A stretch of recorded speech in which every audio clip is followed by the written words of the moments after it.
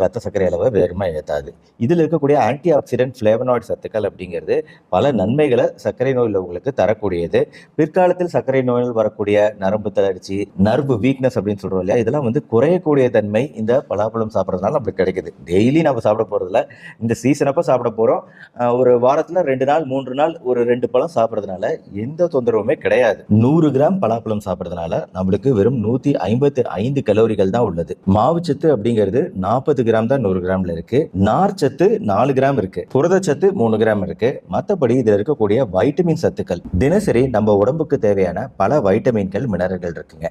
Vitamin A, vitamin C, riboflavin, magnesium, potassium, copper, manganese, இந்த சத்துக்கள் எல்லாமே நம்மளுக்கு ஒரு நாளைக்கு ஒரு 100% தேவைன்னா இந்த பலாப்பழம் 100 கிராம் எடுத்துக்கிறது மூலமா அந்த 100%த்துல 20% நம்மளுக்கு பலாப்பழம் மூலமாவே கிடைச்சிருது. நான் சொல்லக்கூடிய இந்த வைட்டமின் மினரல் சத்துக்கள்லாம் சாதாரண சத்துக்கள்